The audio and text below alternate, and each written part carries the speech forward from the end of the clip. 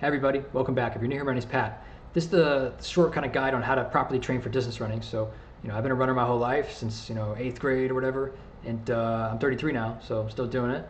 And yeah, it's been great for me, and I want to kind of give that to other people, right? So I'm gonna get you on the right track. And disclaimer, I'm not a medical doctor or sports physician.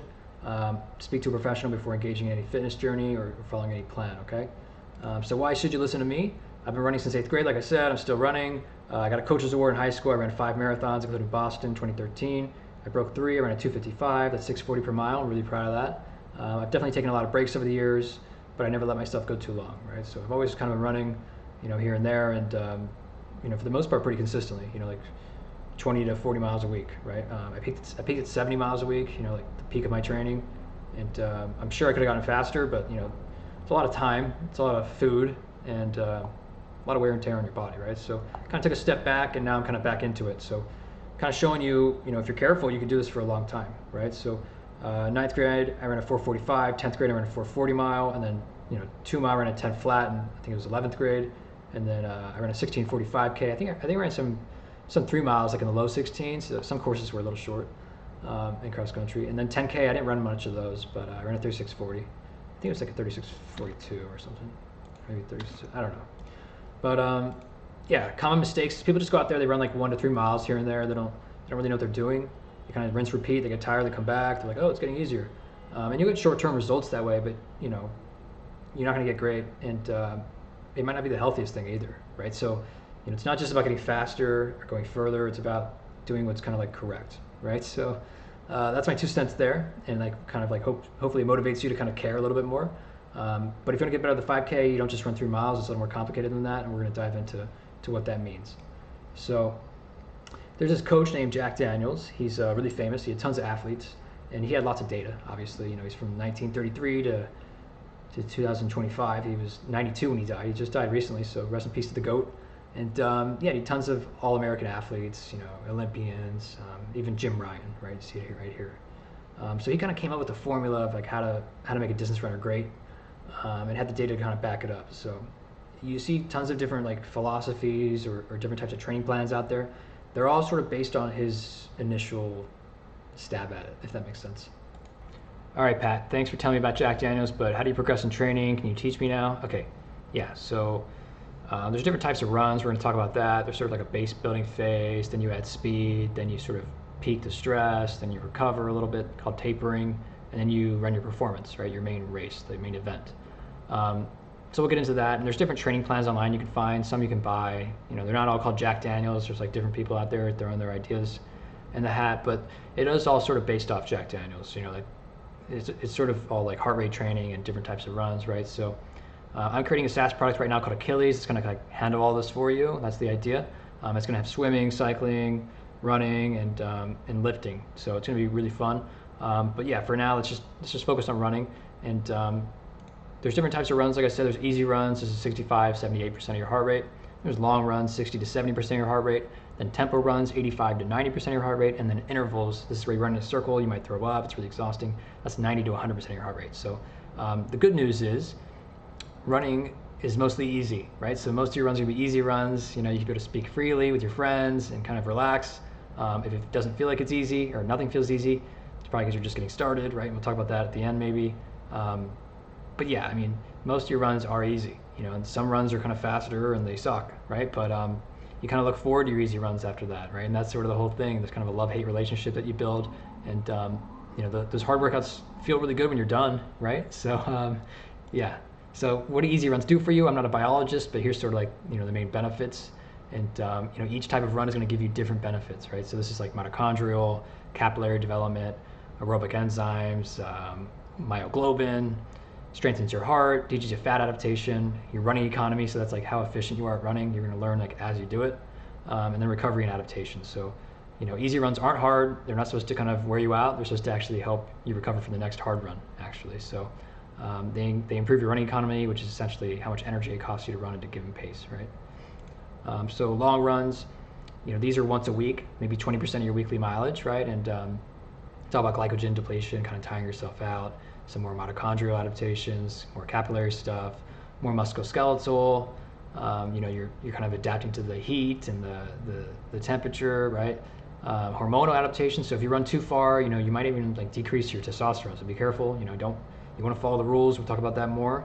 But same thing with lifting. Like you can overlift and you don't actually make gains. You kind of actually go backwards, right? So it is sort of like lifting. Like there's a cycle. Like they gain weight, then they lose weight, then they gain weight. So keep that in the back of your head. It's not so different. It's just that you run mostly every day, right? So tempo runs. This is like a medium hard kind of run. And this is like 80 to 90% of your max heart rate. So it's comfortably hard. Maybe you could do it for an hour, but you're going to do it for 20 to 40 minutes.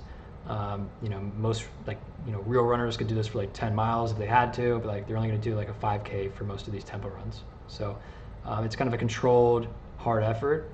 And yeah, they definitely make you faster. When I do tempo runs, I definitely notice a lot of gains, like my training. And all of a sudden I can run a lot faster. I'm like clipping like 7 flat miles when I was stuck at 8, right? So just think about that and kind of like don't be afraid to introduce these. But the easy and the long runs will kind of take you a long way. I will say that that's a great place to start and kind of focus, but then don't be afraid to kind of make that next jump, right? So increases your lactic threshold. So you're kind of playing at that limit at 90%, where you're making lactic acid in your body, but your body's sort of handling it, right? It's kind of depleting at the same time. You're kind of playing with that limit, and your body's like learning how to handle it. So that's the whole idea. Kind of bridges the gap between endurance and speed, and it kind of gives you like a little more of a racing mindset, right?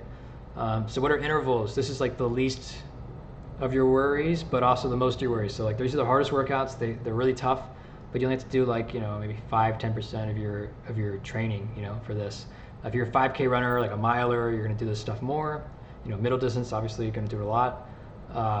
But like long runs, marathon training, half marathon training, you don't really necessarily need to do this, but the competitive guys are, right? So this is where you might run like 10 400s around the track, or like 5 800s, and they're really, really hard. So I'll kind of let you just kind of take this slide in for a second, but they're kind of like sprints, right? And then you rest, and then you do it again. You rest, and you do it again. It's all about kind of increasing your VO2 max, which is a great indicator of like your ability level, right?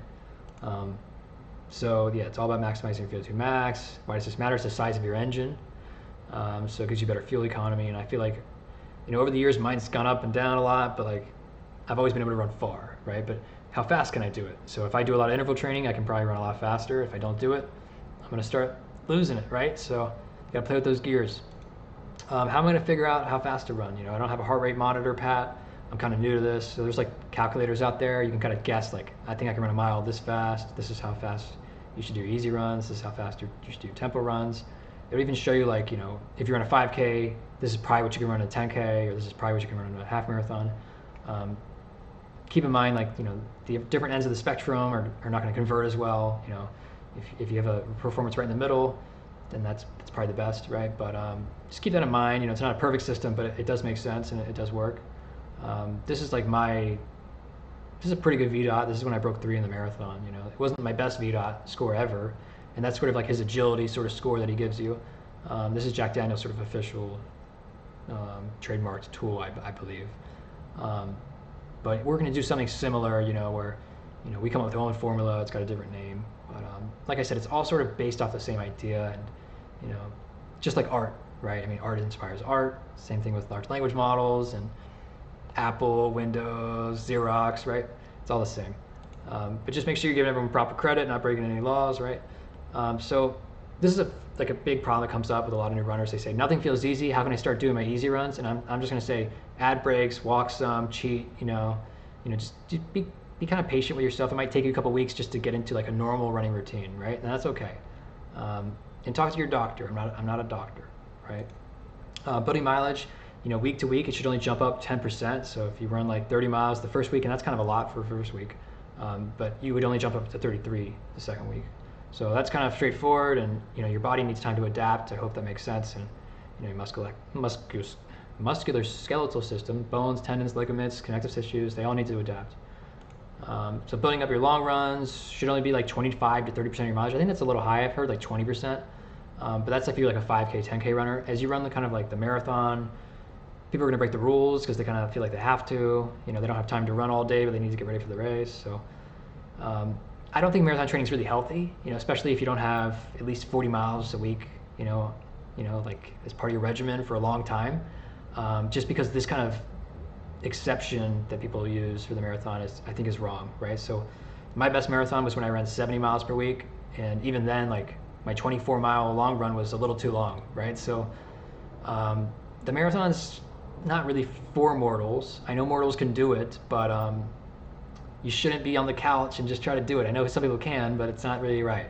So get used to it. My best marathon was my most comfortable marathon, I'll tell you that too. My slowest marathon was my most painful marathon.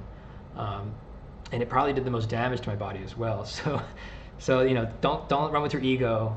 Just be systematic. Actually train, be disciplined, be honest with yourself, and it's really about you. It's not about proving it to anyone else. Okay, so I'm lucky I'm able to still run today, but part of it's because I didn't run like a jackass, right?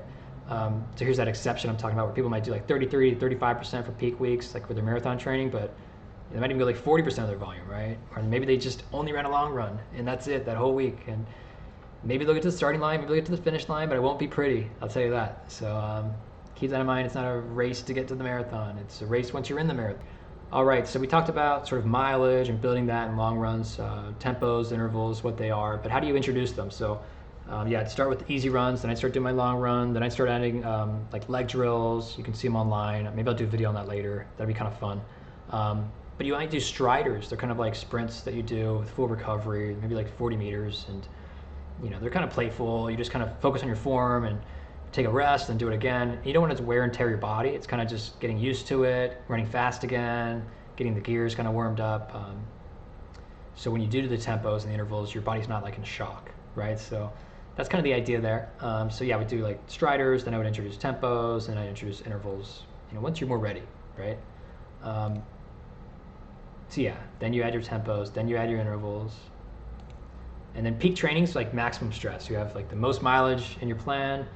Maybe it lasts like a week or two, and then you have your long run, your tempo run, your intervals, and your easy runs all stacked in one, and maximum stress, right? But then you kind of taper after that, right? So you might stop doing as many intervals, and maybe you stop doing as many tempos, and your mileage comes down, bit by bit, as your race approaches, right?